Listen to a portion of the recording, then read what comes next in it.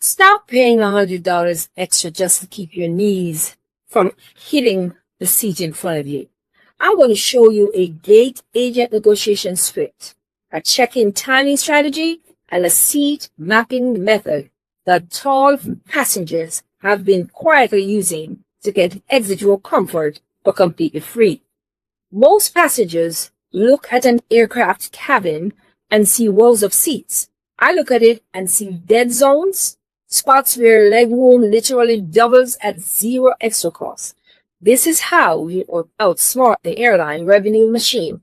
Stay with me until the end of this video because I want to show you exactly how to bypass surcharges and secure the best seat on the plane using data. Not luck, but data.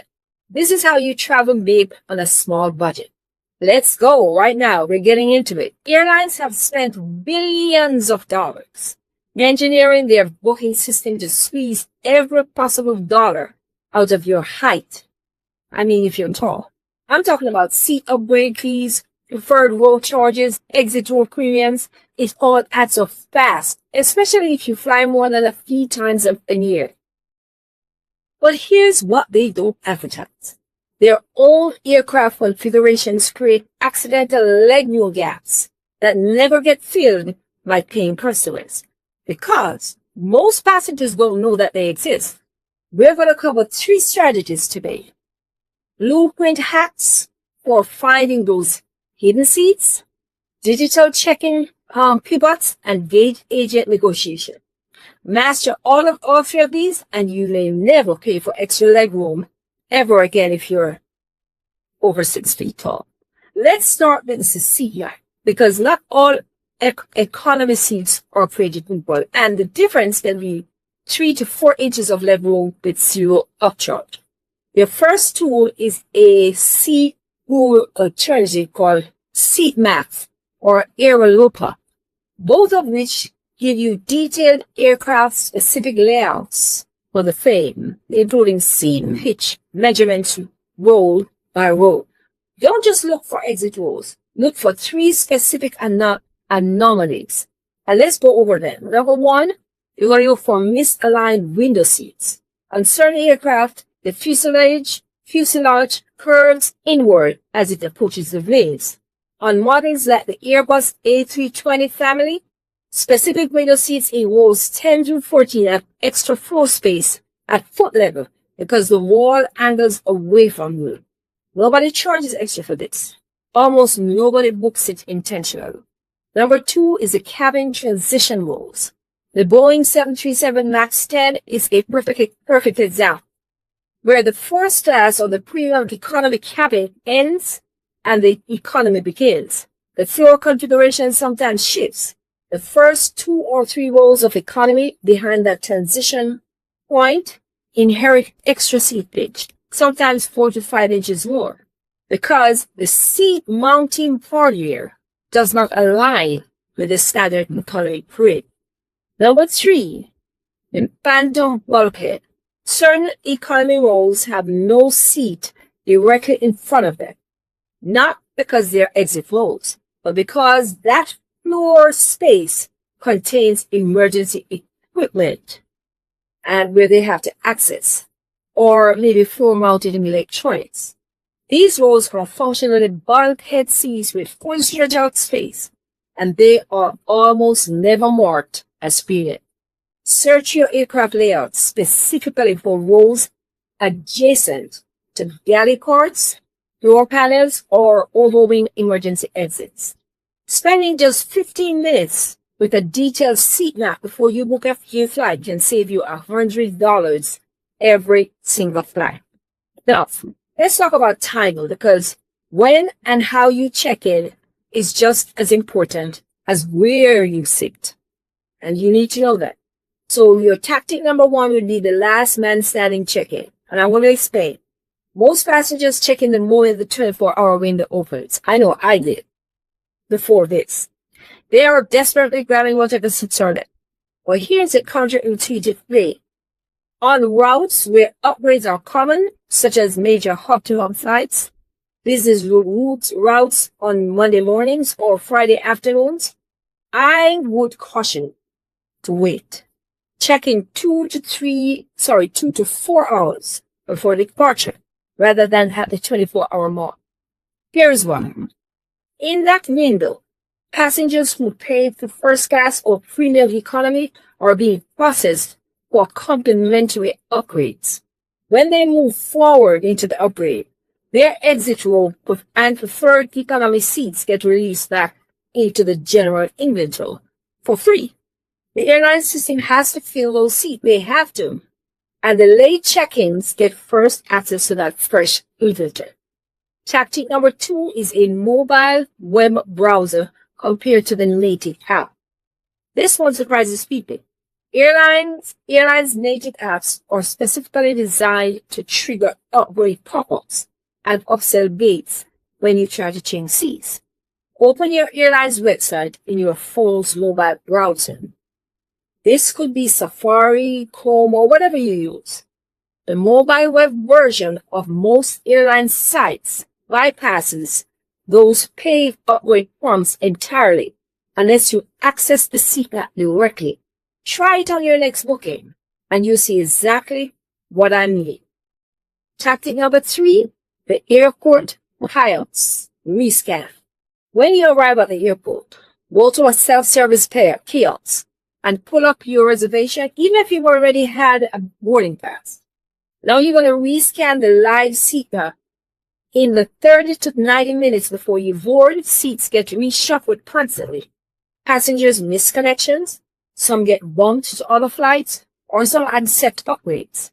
That kiosk gives you a real-time view of what just opened up, and you can move yourself for free right there at the kiosk machine. Now, we are going to talk about how gate agents can help you. They have more power over your seat than almost anyone else at the airport. And most passengers either ignore them completely or approach them the wrong way. And you don't want to do that. Here's how to do it right. Script number 1, the tall passenger courtesy pass. That's what I call it. You're going to approach the gate agent during a quiet moment, not during the boarding chaos. You're going to make eye contact. You're going to smile and say something like this. Hi, I'm 6 feet 4 inches tall and I really struggle with leg room on most flights. Is there any chance there's an exit row or bulkhead seat available that hasn't been assigned to anyone yet? A simple, polite, and human request. You're not demanding anything. You're giving them the opportunity to help you. And most agents genuinely will help you if they can. Script number 2, I call this the weight and balance framing. And they explain, this one is more advanced. Airlines perform weight and balance checks before every flight. Tall, heavy passengers seated near the front or rear affect those calculations. You can say this to the gate agent. I want it to act for weight and balance purposes. And because of my height, would it make sense to move me to an exit row? I'm happy to assist with safety duties if it's needed. This signals that you understand how the operation works, which immediately elevates how an agent perceives you. Script number 3, ask about what the site operational seating. Those exact words. Is there any unassigned operational seating available for someone my height? Operational seats are held for food or airline use. When they go unfilled, the agents can officially assign them. Using internal terminology signals that you're not the first time flying casting blindly. You know what you're talking about. And agents are going to respond to that differently. Once you've mastered the short game, here's how to build permanent advantages. Join partner airline frequent flyer programs. You don't need status on the airline that you're flying. Co-chair partnerships mean that status on the partner program can occasionally unlock preferred seating on your actual flight for free. British Airways ABS, for example, can surface seat benefits on American Airlines co-chair routes. Spend 20 minutes signing up for these programs, maybe 2 or 3 of them, and link them to your profile. excuse me, report inoperative seat features immediately.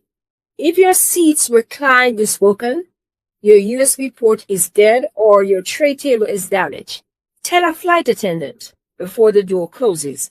Airlines have protocols for moving passengers away from inoperative equipment, and that move is almost always into a better role. Build your own aircraft database. You're going to track the tail numbers of planes that you flew with that have generous seat pitches. Sites like FlightAware, they let you look up scheduled tail numbers before you even fly so that you can book specifically onto the aircraft that you already know is comfortable. The airlines built a system designed to charge you for comfort that you deserve. But that system has gaps in it, and they don't want you to know these gaps. But now you know exactly where they are. I just told you. Seat nap dead zones, late check-in inventory drops, gate agent scripts, partner programming loopholes. Every one of these costs you nothing but a little preparation. If you find this useful, please subscribe to the channel. I would really appreciate that, because I have a full series coming on travel hacks for small passengers who refuse to overpay for the experience that they want and that they deserve. And I also created an ebook on 25 years secrets airports and airlines won't want you to know, where I spill the tea. Yeah? Trust me, we don't want to travel without this book. It's going to be your companion guide from now on. So grab it from the link in the description. We'll be certainly glad you did. Drop a comment below. How tall are you? And what's your worst legroom story? I would love to know. Let us all hear it. I read every single comment. Thank you so much for watching. And I will see you in the next video.